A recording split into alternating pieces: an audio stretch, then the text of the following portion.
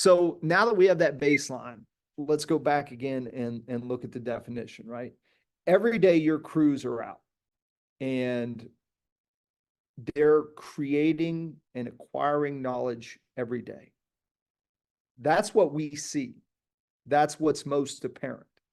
You got really technical people figuring out really good adaptive solutions to challenges, whether that be installing all types of product systems and equipment related to installations. The hard part now becomes, okay, once we get that knowledge, particularly as your organization grows, how do we share that knowledge across our organization so we don't have to learn the same lesson twice?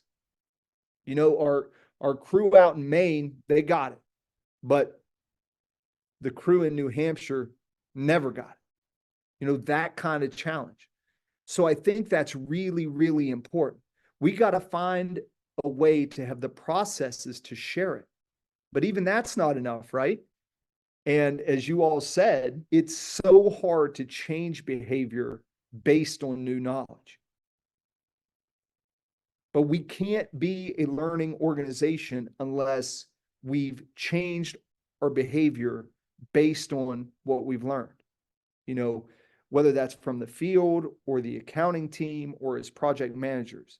So I want you to think about this definition because I think it's so illustrative of the challenge that we have before us.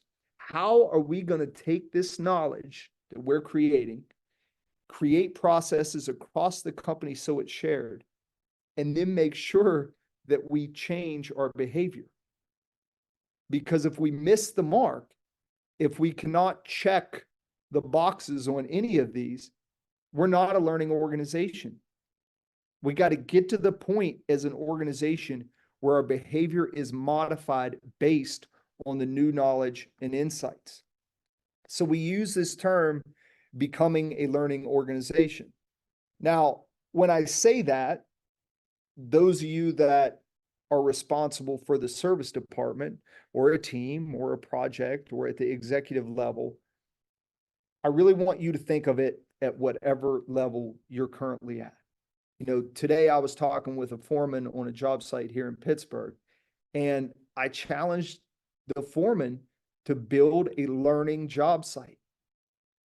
So collectively, we need you in HR. We need you in the financial department. We need you out in the warehouse.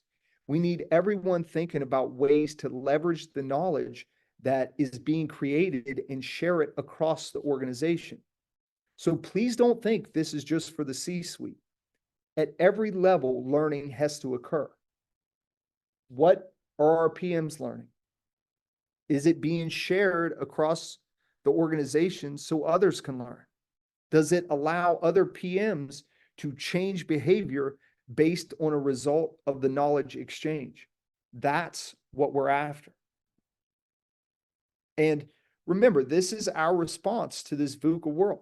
Maybe 15 years ago, this wasn't as important.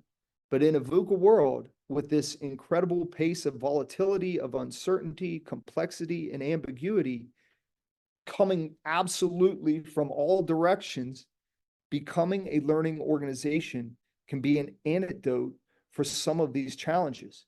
And what we want to do is begin, as this slide says, to transition from volatility to vision. What does that mean?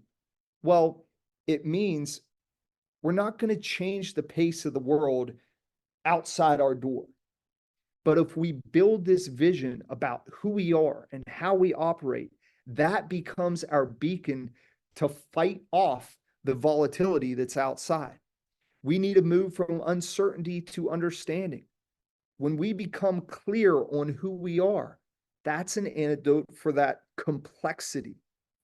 We're not going to remove the complexity, the ambiguity. That's real, but we can better handle it by being an agile organization that can pivot on a dime. So all of this is about responding to a VUCA environment in which all of us operate and do business in.